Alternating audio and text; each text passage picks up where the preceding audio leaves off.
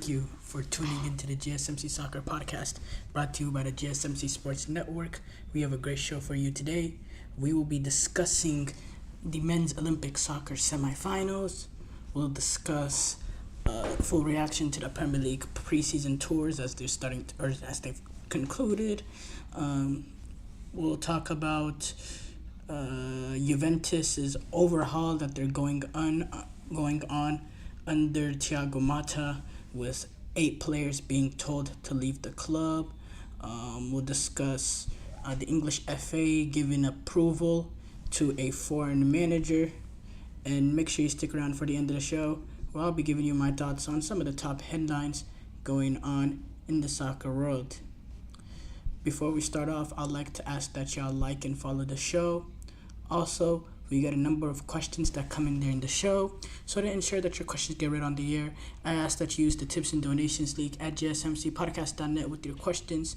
This puts your questions at the top of the list so that I can see it, and it also really helps grow the show. So again, the link is gsmcpodcast.net. We have to start off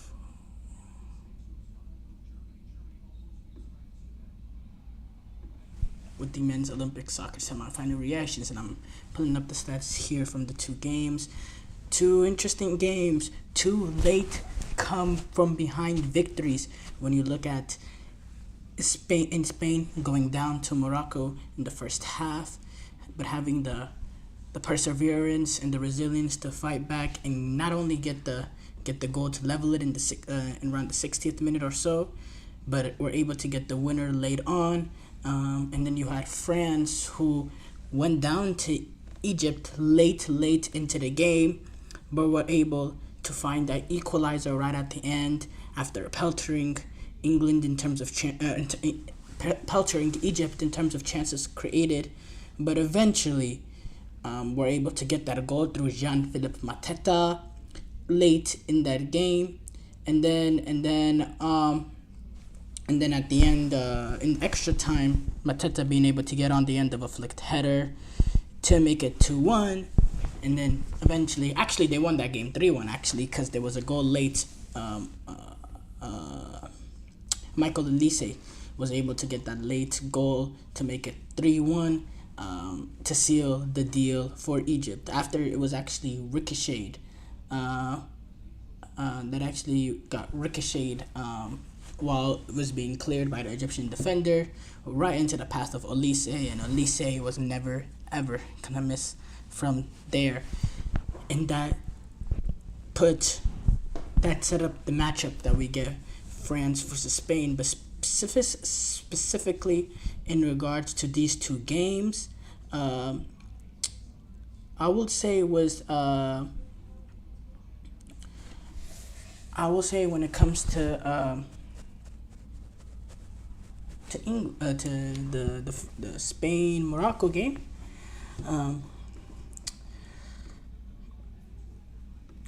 Morocco has had a brilliant tournament, and it's very disappointing the way that they came off, because let's be real, they weren't exactly peppered like France against Egypt. They created a lot of opportunities, and they were very unlucky that they didn't equalize a lot earlier. In this game, Spain didn't create that many opportunities. Even in the second half, they had a few half chances here and there, a few strikes at goal from distance, but no clear, real cut opportunity. It didn't look like the Spanish were really gonna be able to get that goal. But Aoulaoui, who's had a very good tournament for Morocco, he's in the perfect position to clear the ball. He instead tries to dribble, tries to make something out of it that you shouldn't have even attempted, and it led straight to into the pass of Fermin Lopez, who again was never gonna miss from that sort of range.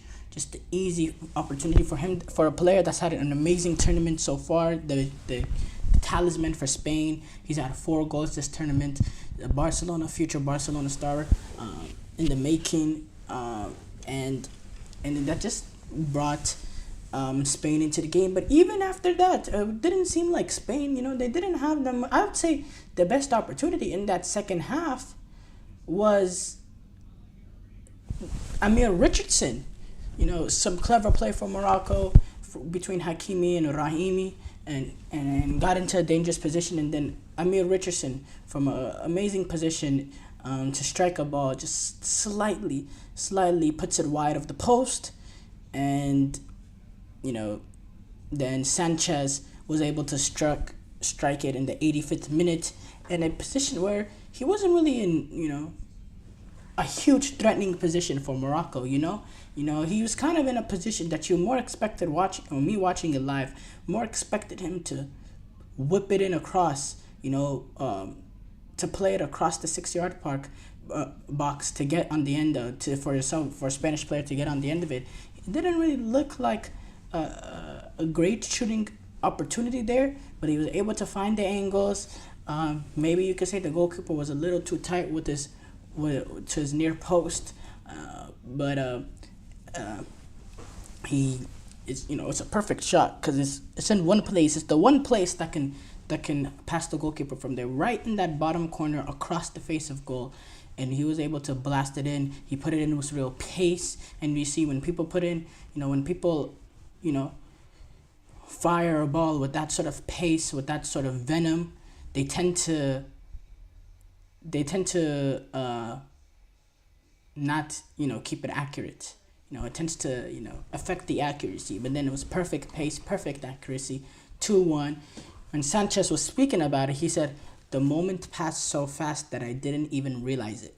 But then when you realize that you scored the goal that puts your team in the final, well, I'm really happy." And we could see the celebrations was incredible from the Spanish players when they were able to get the goals. Especially because, look, the goals came while the opening goal for Morocco, really put a dent in the Spanish team.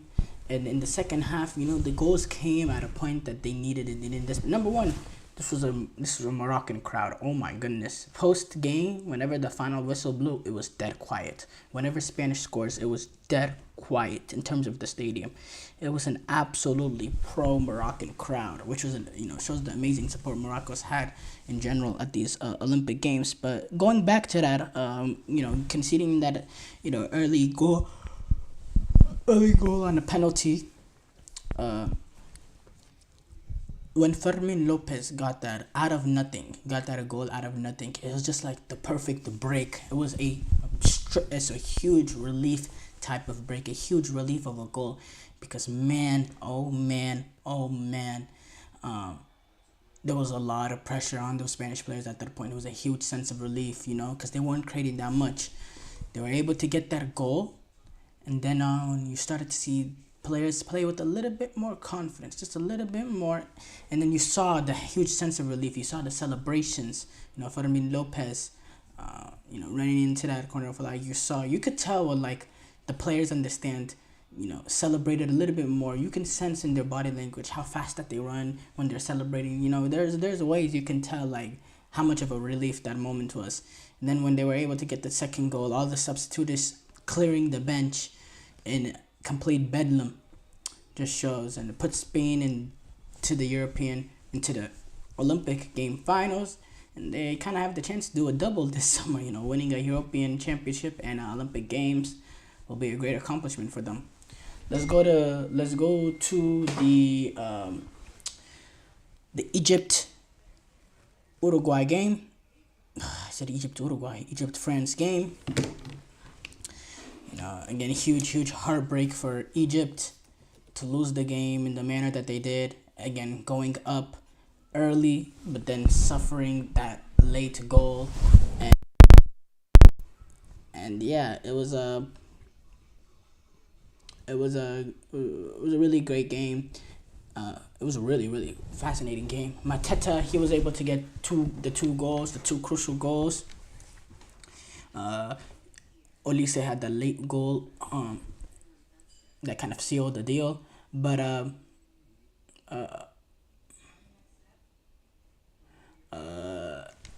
this World Cup, this Olympic Games actually, with this France versus Spain game, it's gonna be the first time a European team will win the Olympic gold medal since in 32 years, which is crazy when you look at the dominance that there's been over European teams in World Cups in the past.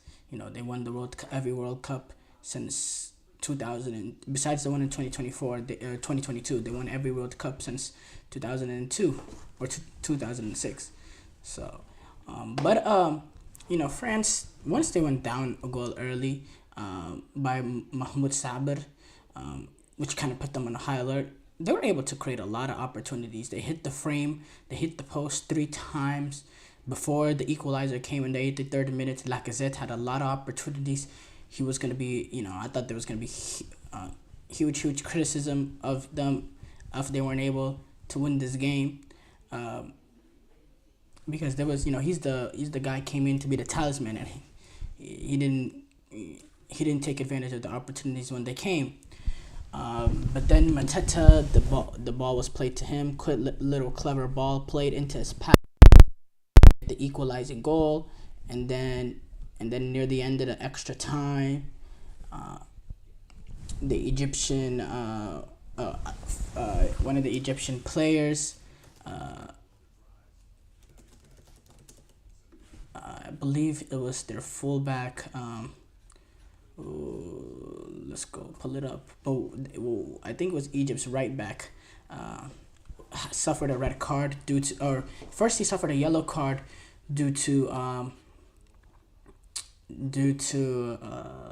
dissent, arguing whenever the referee initially called was gonna go review, but he didn't actually end up giving the penalty, but he still got a yellow card for the dissent beforehand, and then he makes a yellow card challenge straight into extra time, puts them in a point that the whole extra time that they're playing with 10 men in the French crowd. It was going to be really, really hard for them. They couldn't create much opportunities after going down a goal. They had one opportunity on a set piece, which was actually a good try by Zizou. But apart from that, they just didn't have enough to create those opportunities. And Michael Olise put it away at the end. And it's disappointing for Egypt. But again, Egypt, they were on the other side of this last game whenever they got the late goal to get past Paraguay. So, eventually your luck will run out. And France and Egypt's luck ran out. Now, we'll see about France, because now they get to play some true quality opposition against Spain. So, it'll be very interesting to see that one. Short break here coming up. When we come back, we'll react to the Premier League, a lot of the Premier League teams' preseason tours concluding. I feel like I'm losing my mind. Is everybody in the world blind? Please, Lord, give me a sign, a sign. I feel like I'm losing my mind. Is everybody in the world blind? Please, Lord, give me a sign, a sign. I wanna be the greatest. Everybody on the fake shit. I look around and feel like everybody is the fakest. I make this every day and I'm impatient, hoping one day I blow up from the basement. Statement, the top is so vacant. I don't hear shit that I think is amazing. Waiting for my day when I'm playing sold out shows for 1,000 faces. Hey, give me that crown, get in my way and to be put down. It ain't your place, all this my town. If I want that shit, then I'll get it right now.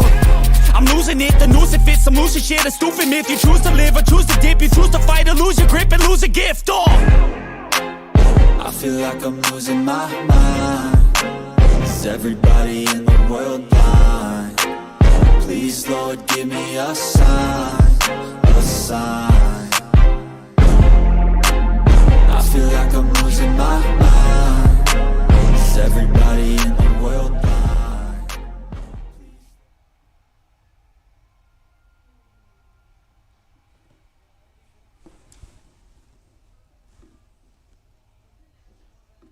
Before the break, we talked about the men's Olympic soccer semifinals. We reacted to those games. We move on to do a kind of a overhaul sort of reaction to a lot of the Premier League preseason teams tours. A lot of them tour in America, and most of them, besides the ones that want to be weird, like Everton. Sean Dyche not wanting to do that. But yeah, it's there's been some interesting games, sort of. It's been a weird preseason. These sort of preseasons are always the difficult ones when you look at the fact that number one, a lot of players are going to be coming in late because of Copa America and European Championships, and at the same time, you have some players that are probably that could be at the Olympic Games as well, currently playing. So really, it's an interesting scenario, but it's still some of these teams, it's still proper that they need to get this preseason in. The teams that have new managers, it's kind of harder. It makes it even harder to have a proper preseason because you really need everyone there to implement your styles and all that. So it makes it a little bit more difficult for the teams like Liverpool and Chelsea. But yeah, we'll go deep by team by team. We'll start off with City, obviously. They had their preseason games. They took on. I believe they took on. Let me see. I'm trying to do this by memory. No, I'm not. Let's just search it up real quick. Actually, there's no way I know. So they took on Celtic, where they were lose to them 4-3. They lost to Milan 3-2. They lost to Barcelona on penalties 2-2. It was 2-2. They lost on penalties, and then they lose to Manchester. No, and then they beat Chelsea 4-2 in a game that Chelsea just gave them a few goals because of their new trying to play out of the back, all that. We'll talk about that later. But yeah, Haaland was able to continue on good form. I think he had a hat trick against Chelsea. City and Chelsea actually play each other on the opening day of the season. Yay for Chelsea. Yeah, a lot of City's young players were able to, really be involved in this, preseason campaign, which is good. It's good for their future. The likes of James McCarty, Rico Willis, Wilson Esbrand, James McCarty. And, Guardiola was talking about how some of these players might be ready. A few of them will be ready for the senior team, which is good. That's what you want from these sort of preseason teams. You want to figure out, one of the more important things is to figure out which of these, youth players are ready to take that next step, But yeah, overall for Manchester City, these sort of preseason tours, that's all it is for them. It's preseason tours because, they've kind of, settled, and it's more important for the team with new managers. Arsenal, they're able to add Calafiori into the team. That's the main thing, the biggest thing that happened for them in preseason, being able to add Calafiori, give that versatile for a backline, brings in another guy to play versatile, multiple positions. He's going to make a huge difference. Also, Julian Timber, he's essentially a new signing in the fact that he's only played 3 games for Arsenal since he was signed by them. So he's essentially that's also a new signing, Julian Timber and Calafiori. And yeah, it's gonna be interesting. It's gonna be really interesting to see how they mix and match with this back line, and whether or not that they go after a new player in this sort of window. If there's anything they deem necessary for them to take that next level to get past Manchester City, because it doesn't seem like City are gonna slow down, at least not for this following season. Liverpool, this is actually a team that I was interested in with preseason because you want to understand, I wouldn't say I watched. My throat is itching. I couldn't really say I watched much of Feyenoord would under Arne Slot because I don't watch Eredivisie. No respect to Eredivisie, just not something I've watched much. So something to be interested to sort of see his style of play. I've heard the rumblings about he's similar Dutch football in terms of possession oriented. But he does have a little bit of flexibility in the fact that we saw some, in this sort of preseason, they're not scared to go long and be a little bit more direct. What you saw how they got that first goal against Manchester United. They're not afraid to be a little bit more direct if necessary. Obviously, they'd like to be that possession-oriented Dutch football, like a lot of like Ten Hag wants to play, like Guardiola wants to play, all that. But he's a little bit more adaptable, a little bit more versatile, a little bit more flexible, which is very good, which is a very good trait. They won every single games that they played, and they also beat Arsenal and Manchester United. But let's be for real, it's preseason. We're not going to take it too seriously, the fact that they have a 100% record. But it's good that they're showing good signs, and the football looks pretty classy. Again, Darwin Núñez, McAllister, Luis Diaz, Alisson, Joe Gomez, Trent Alexander-Arnold, Cody Gakpo, Virgil van Dijk, any player that was involved for the Euros and Copa America essentially have not been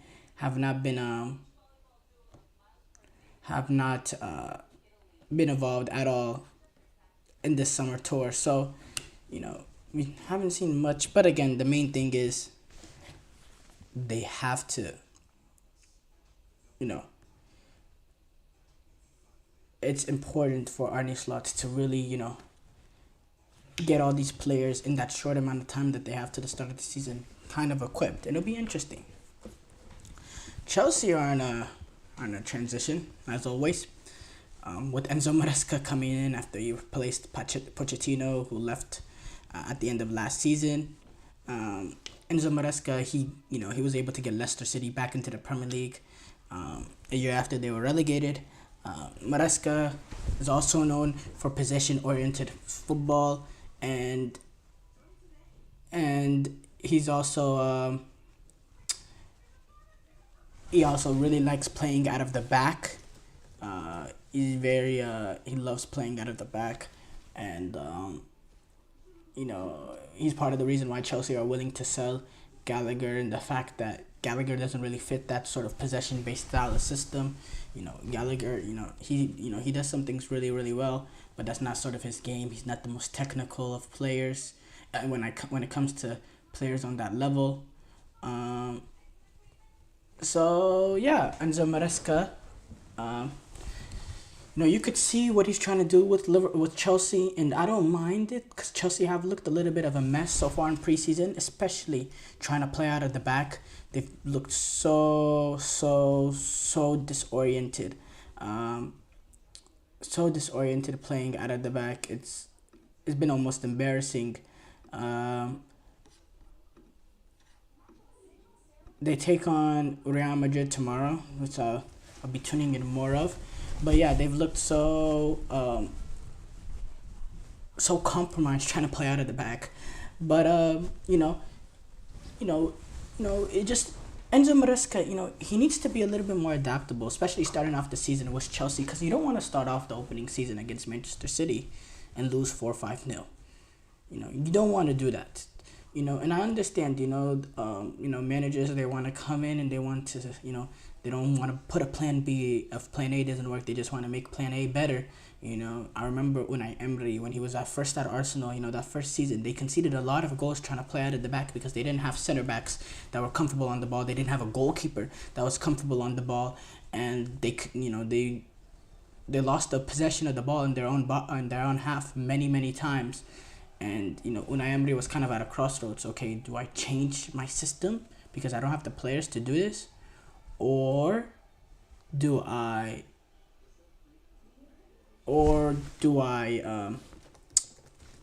just figure do I be just let them make the mistakes and eventually get the players in when the players come in.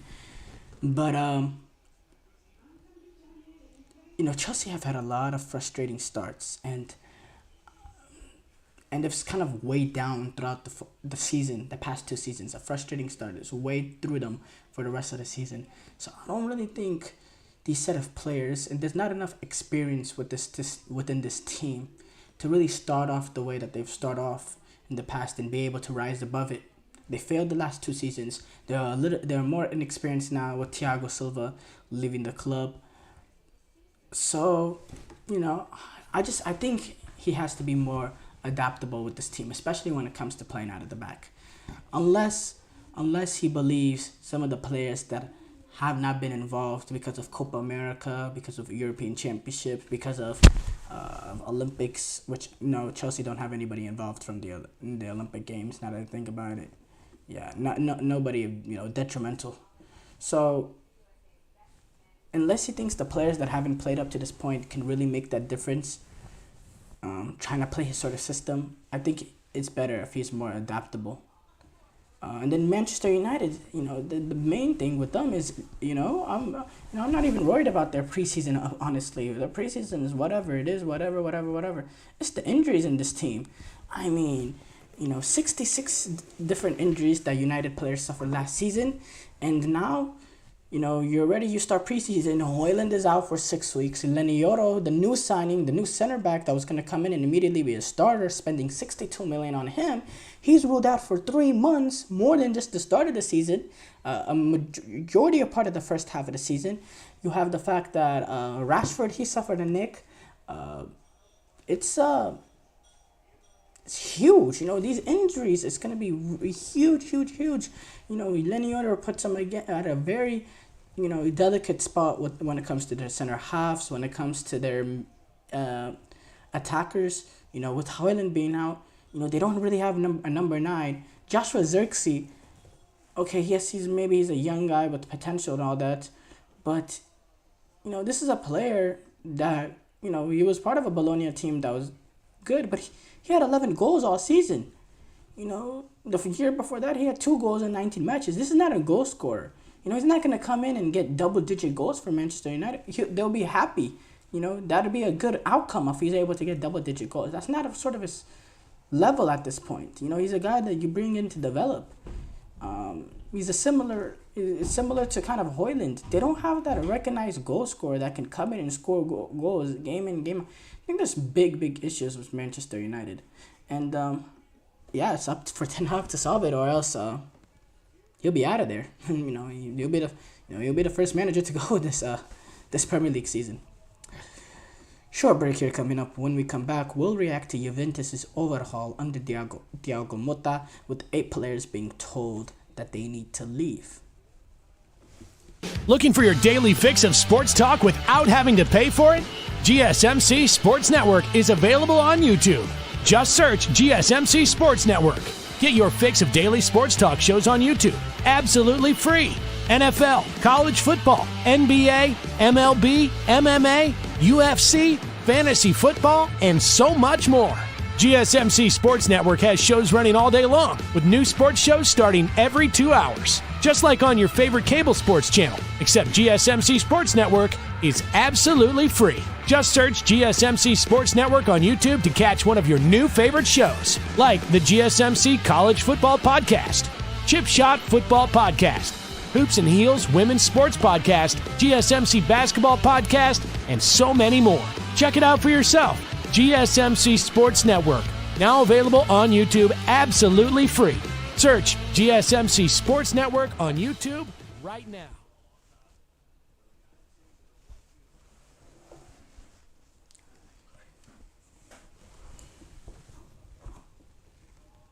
Before the break, we reacted to the Premier League preseason tours. We move on to discuss Juventus. They're kind of going to be on an overhaul under Thiago Motta, now that 8 players have been told that they're gonna leave. Juventus, they essentially banished 8 players from the first team as Thiago Motta is coming in after leading Bologna to a top 4 team, to a top 4 position. Led them, made them better than the sum of their parts. Really good manager, in terms of he made it, and now he has this sort of vision that he's creating for Juventus, and he doesn't believe these 8 players belong, and it's included some players that have actually been, important for them when you look at Szczesny, over the past few seasons being their goalkeeper, number one goalkeeper. Chiesa, who hasn't came in and really lit it up at Juventus. That's been a disappointing thing.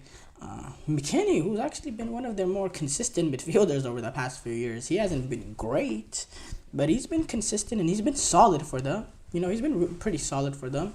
McKennie,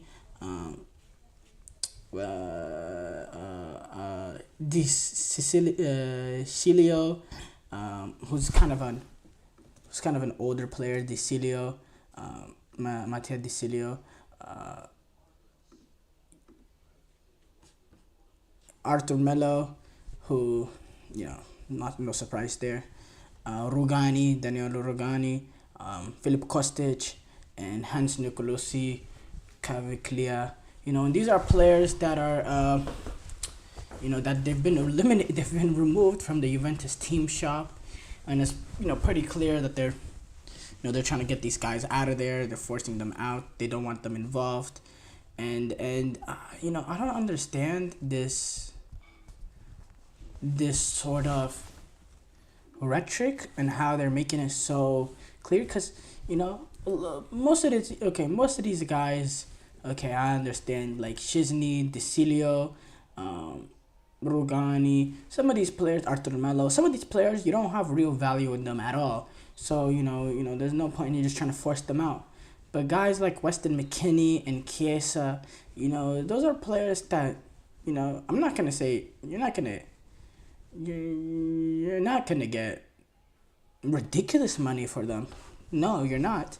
But they have some value. They have value. I think Weston McKennie, is a 30, around the 35 million, sort of euros type of player. Chiesa, maybe a little bit in, that, I think Chiesa is around the 35 million as well, sort of range, despite, his form being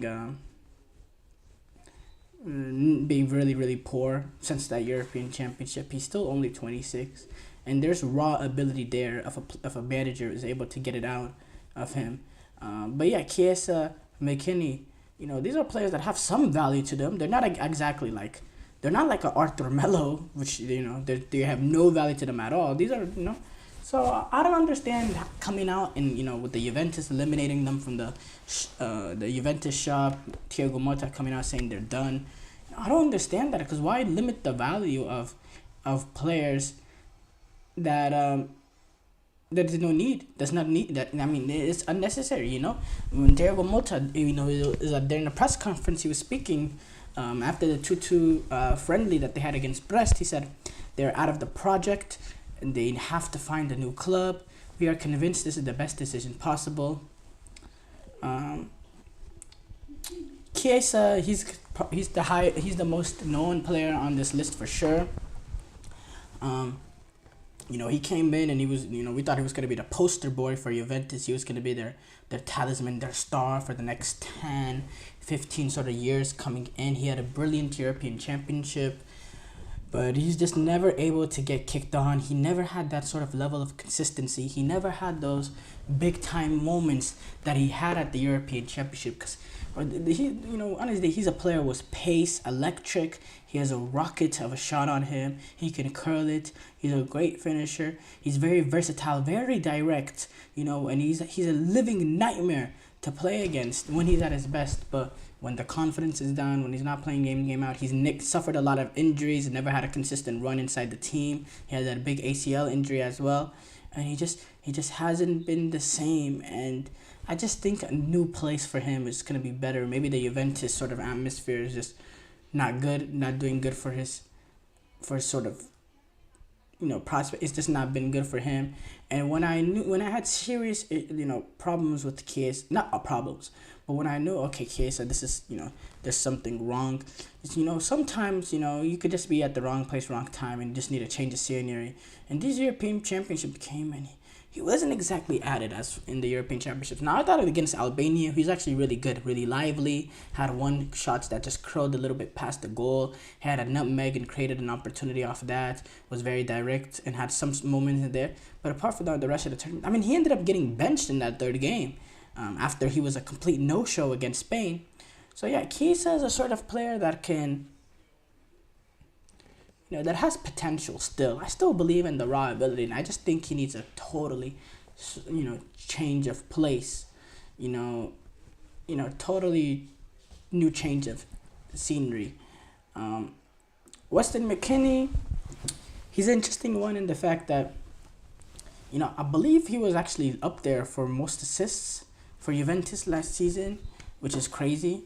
Shows the lack of creativity amongst this Juventus team.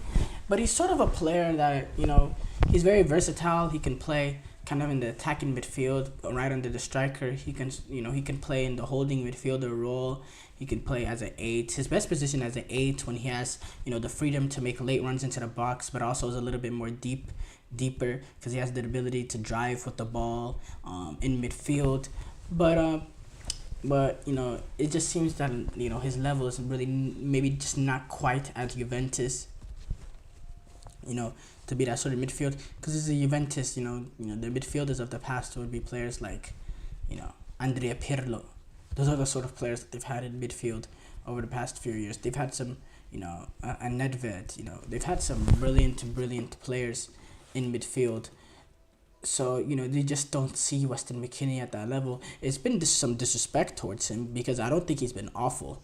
And I think the way that he's been treated right now and the way, he's been talked about, he has not been awful for them. He's been a starter for them, despite, not really being at that level. He played 34 matches in Serie A last season. Year in, year out, he's playing 30-plus games for Juventus. He had 7 assists last season. No goals, but 7 assists. He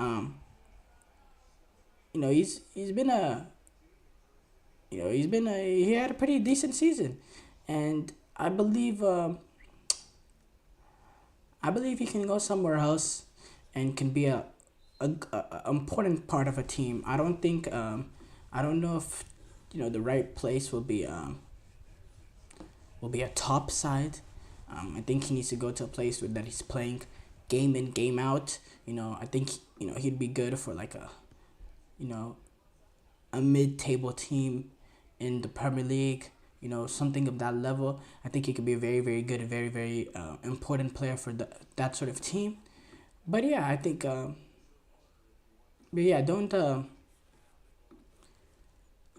I do think the treatment of him has been bad when it comes to him at Juventus. But I believe in his ability, and I hope he comes back and bounces back stronger, whatever he deems is the next move for him next season.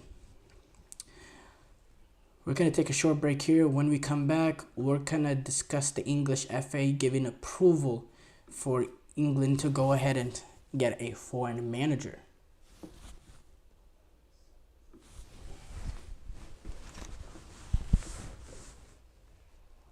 For the best and latest podcasts available anywhere, go to the podcast app on your cell phone and type in GSMC to access free content-rich podcasts on health and wellness, book reviews, sports, entertainment, relationships, social media, movies, technology, finance, and even weird news. Subscribe and download the GSMC Podcast Network's family of shows, available everywhere podcasts are found.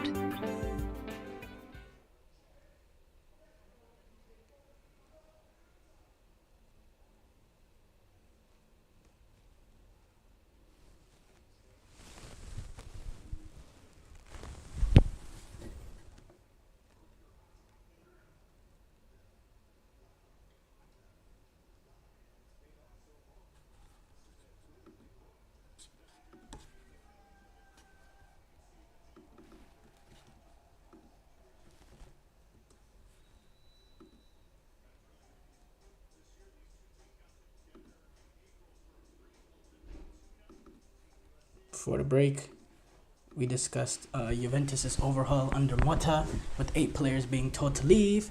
We move on to react to the English FA giving approval to a foreign manager coming in. So let's go to those reports. So yeah, the English FA, they've made a huge decision in approving that a foreign manager can come in which completely changes sort of the coaching search for them, changes the way how we're gonna perceive this coaching take now, coaching decision. Because number one, it's kind of if they go with the English manager, it's kind of huge the sort of criticism, throughout this. Number one, they've came out and said this, if they signed an English manager after this, someone like a Lee Carley that's already involved in the setup, or a Graham Potter, a little bit more so with Eddie Howe, because I believe Eddie Howe is a guy that a lot of people will have confidence in.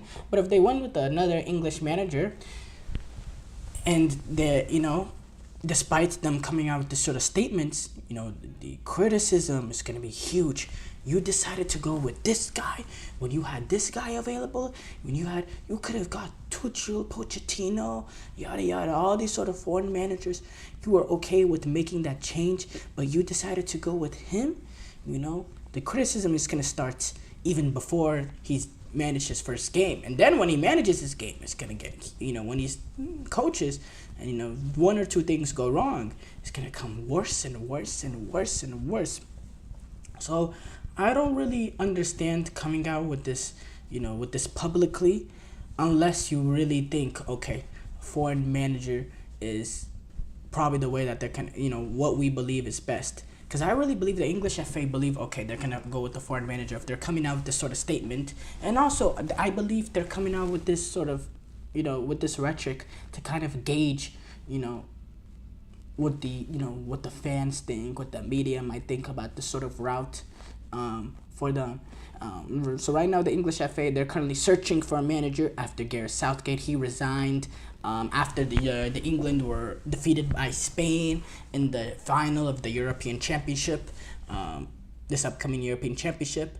Southgate, his contract is supposed to run till the end of the year, but since he resigned early, the FA board is looking right now to find the replacement. Eddie Howe, he's been one of the favorites to Graham Potter.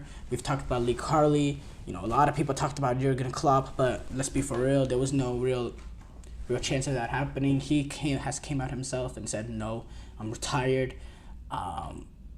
With Klopp, so you have Tuchel, Pochettino. Those are the main real foreign guys that people were talking about, but beforehand, but they didn't really get a huge sort of talk about them, because we didn't believe, not many people really thought that the English FA want to go the foreign route because of the way that they've developed St. George's in terms of the players coming up, in terms of developing not just players, but developing coaching talent, coaching youth. Gareth Southgate, he started off as St. George's. Actually, he actually came in originally as head of youth talent initiative or something of that sort of title. He graduated into some of the youth teams and eventually got himself up to the national team. And they value developing coaches, so they don't want to undermine all this work that they've done in terms of what they've done at St. George's and just go, oh nah, we're gonna ignore this, and we're not going to get someone involved with the FA. We're going to go with the foreign manager. But that seems like that's what they're going to do, and I think it's probably the correct decision. I don't think you need to fit some sort of narrative that you're trying to continue to push, or some sort of agenda that you have. I believe, this set of players, the set of talent you have, you want to maximize them and bring in the best manager. And I think the best manager is a foreign manager at this point. I mean, Eddie Howe, that could be actually really, really good. And I think he'll be up there with the foreign managers like a Tuchel and a Pochettino. But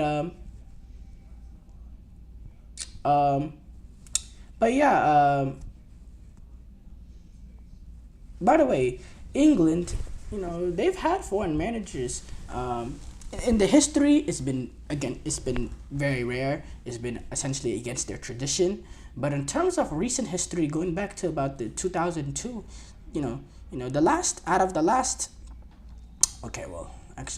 so let's go with the previous. So there's been Southgate. I'm not including these interim managers like I believe Allardyce or whatever. I'm not going to include those. I'm talking about the main ones. So there's been Southgate, Roy Hodgson, and then Capello. I believe before Capello, there was a manager that was there involved 1 year. He was the manager. He's the manager for Jamaica now. He just got announced as the manager of Jamaica like a few days ago. So I forgot his name, but there's that. And then I think it was Sven-Goran Eriksson. So from the last 5 mainstream sort of managers, 2 of them have been foreign. So they've not been, reluctant in terms of recent history.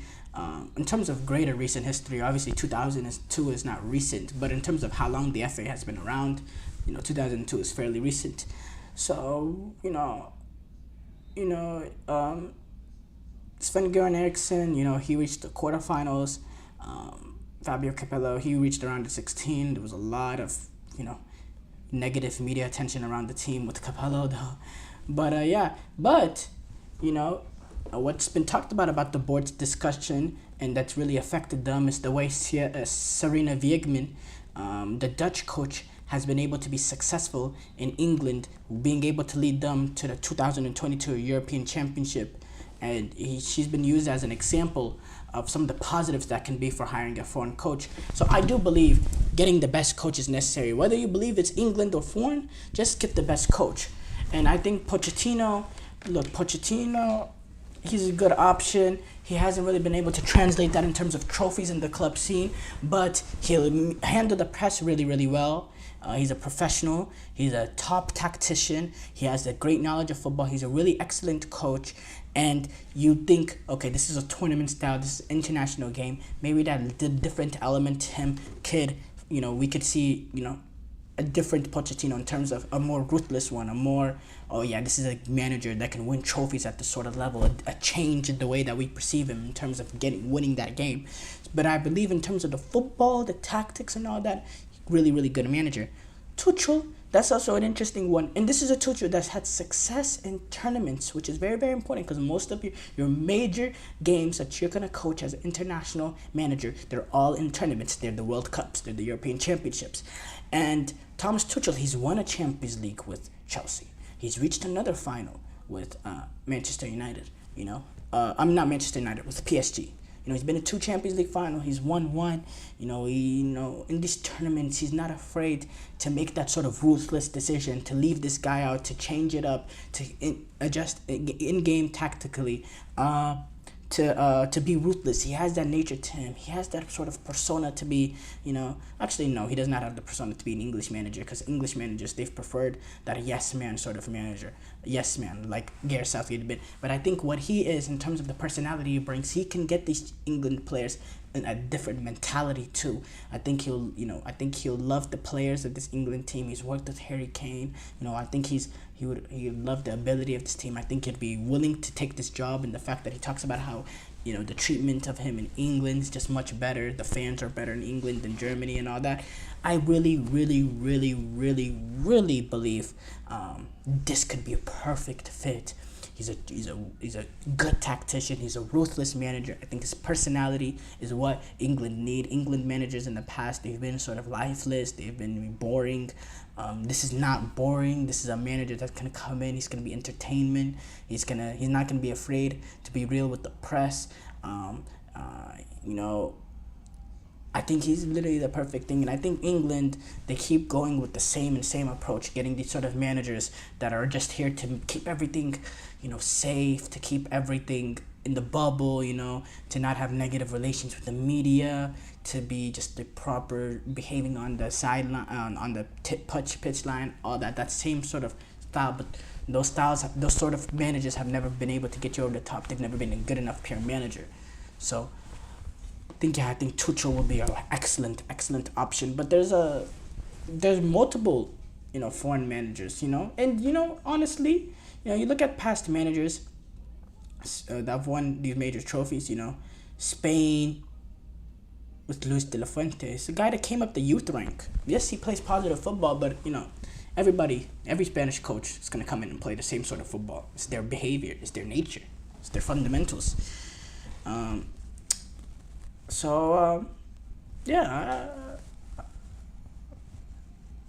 interested. It's going to be an interesting race, and I think it's a decision that based on these comments, could really get criticized if they don't go the foreign manager route. Unless, I believe, if they get Eddie Howe, I think Eddie Howe is a sort of, he's a good enough tactician that I think fans will really get behind it. But I don't think that's going to happen. I don't. Because if Eddie Howe was going to leave for the English managerial job, it would have happened by now. There's no way he's going to leave this late into the summer or throughout the season. He's not going to do that. If he was really, if England were realistically set to hire him, they would have offered him the job straight after the Euros or really soon after the Euros. And just because, out of respect to Newcastle, you don't want to put them in that dangerous position where they're chasing a manager with a few weeks left in the season. That's just crazy. Short break here coming up. When we come back, we'll react to the top soccer headlines.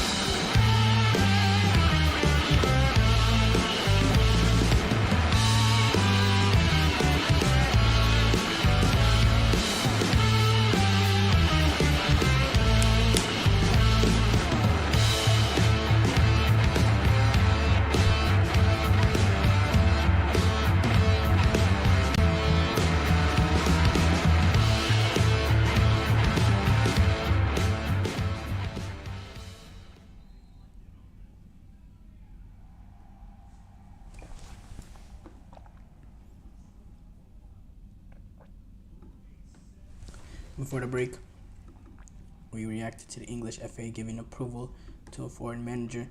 We move on. It's time to react to the top soccer headlines. And we have to start off with Nicolas Füllkrug. The German striker. West Ham have signed 31-year German international Nicolas Füllkrug for around 27.5 million euros. He came in, he signed a 4-year contract, and West Ham, they actually tried to sign Füllkrug when he was at Werder Bremen, but the 31-year-old wanted to move to Borussia Dortmund instead, where he's had a decent campaign. He scored 15 goals in 43 matches for them. But now Füllkrug, he's gonna be a Juventus player. Füllkrug, speaking about it, said, "I'm delighted to be here, and I can't wait to get out on the pitch with my new teammates. I think the Premier League is the best league in the world, and for me, it's the right time to move over to England and play for a big club like West Ham. I've been thinking about West Ham for a long time now. I know the technical director, Tim Steiden, very well because we have history at Werder Bremen together, and I've watched them some games and seen how much quality there is in the team. The chance to play under head coach Julian Lopetegui is also really exciting. His play style is important for me, and I'm confident that under him I'll be able to perform at my best and score lots of goals. I love being close to supporters, and I'm really looking forward to meeting the West Ham fans. I have a very good feeling at the moment. I'm strong, fit, and in shape, and I just want to get out there and start playing for them." They've had a huge summer. This is their fifth signing. They also were able to sign Max Kilman, Luis Guilherme, Wes Foderingham, and Chrysnesio Somerville, the Leeds player, who's had a very good season. So, and there's also, a lot of rumors that they're going to be able to get Aaron Wan-Bissaka, and they're also in advanced talks to sign Guido Rodriguez, who's going to be a free agent. since he left Real Betis in the summer. But Fulkrug, he's a good player. I think he's gonna be a starter for West Ham. I think he's gonna immediately be their best number 9. He can score the goal. He's very direct. He can play with back to goal, get players involved in play. He's a very good player. He's an old school sort of number 9, and he's proven his what he's been able to do has proven that the number 9 still exists, and I really really like how he plays. I think he's gonna be a threat in set pieces. I think he's going to be a handful for center backs. Those are the sort of players that center backs, tend to not want to play because they can get on the end of things. They're very, very scrappy. And I think there's going to be a lot of moments late in games that he kind of saves West Ham because of his ability to just get on the end of crosses, to be at the right place at the right time, to tuck it into the back of the net. That's his sort of, style. And it's gonna be fascinating. It's gonna be really really fascinating to see him in the Premier League. I think the Premier League fits him. We move on to the next sort of news.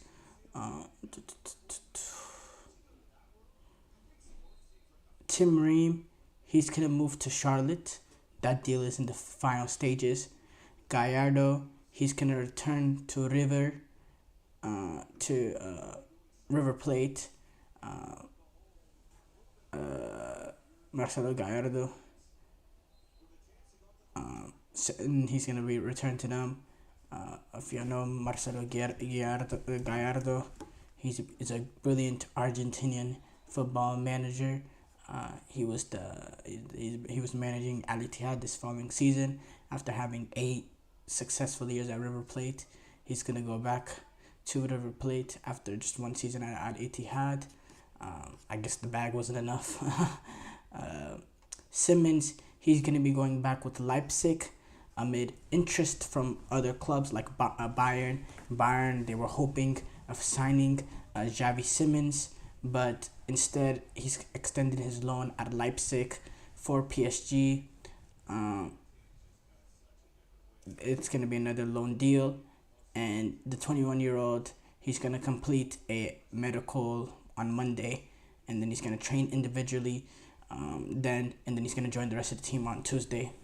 But yeah, Bayern have been very, very interested for him, but I just think right now he wants to enjoy Xavi Simmons, the good form he's in at Leipzig, and he wants to continuing playing game in and game out. I think he goes to Bayern, and I'm not gonna say he's gonna be a bench player or anything, but it's a team with a lot of attacking talent with Coman, Sane, Kane, Michael Olise coming in. He's not gonna get the 35-40 appearances that he will get out of Leipzig, continuing to develop, continuing to increase his value, continuing to become the player that his potential can lead him to become. So overall, I think it's a good decision by him. Champions League qualifying, Galatasaray will take on Young Boys in the playoffs to reach the Champions League. Galatasaray, there was drawn actually on Monday that they'll be playing against Young Boys, who are in the qualifying ground to move on. The Swiss League has actually already started. They've played 3 games, and Young Boys are actually last. Or they've played 3. Some teams have played 4 games. Or Young Boys and Servette has been the only 2 teams that played in 4 games. The rest of them have only played 3. And they find themselves last in that league with 1 win. 1 win and... No, with 1 draw. No wins. With 1 draw and 3 losses. They only have 1 in 4 games. Only scoring 4 goals, conceding 11. Really, really poor form. And that's who Jose Mourinho and Galatasaray need to play to advance to the Champions League. This is going to be a new Champions League format with 36 teams. So that's also going to be very, very interesting to see how that pans out.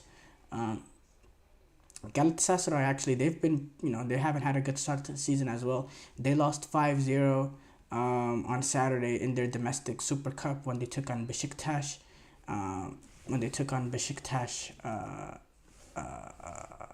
Galatasaray did.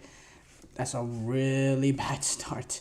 Losing to your rival 5-0 in the Super Cup. I didn't watch the game exactly, so I don't know exactly how it went, what happened exactly. The Super League is set to start for them in a few days now. So, yeah, we'll see. This is a Galatasaray last season that, not Galatasaray,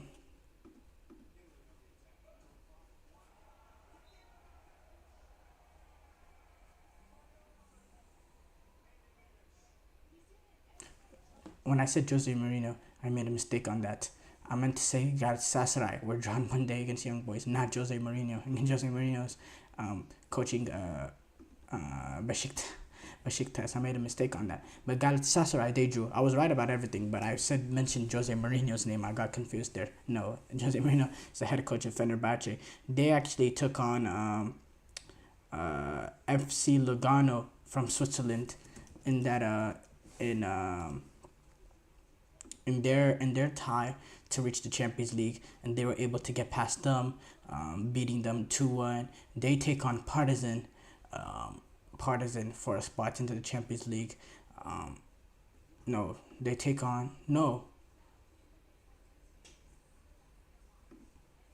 don't take on Partizan. They take on Lille to move on. So in the third round of the Champions League. Well, Galatasaray, they take on Young Boys. Yeah, confusing there. That's very, very confusing.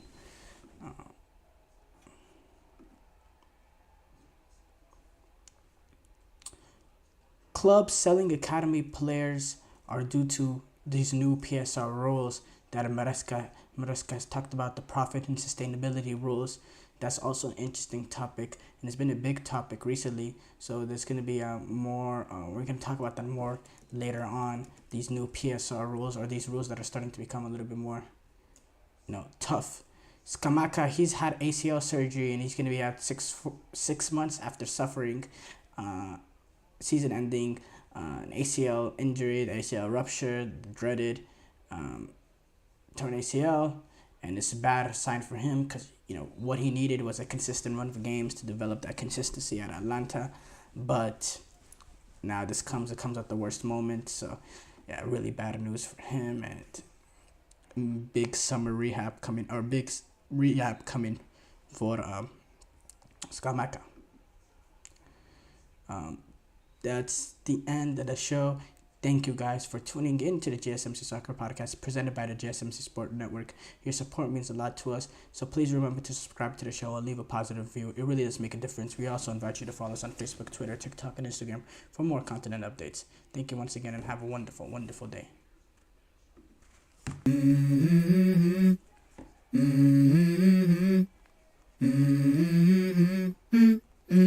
Let's go. I wake up to a little bit of drool on my pillow, feel like it's gonna be a bad day. Yeah, I'm tired of shit, and the coffee ain't hit yet, damn, ain't that great. I don't wanna go to...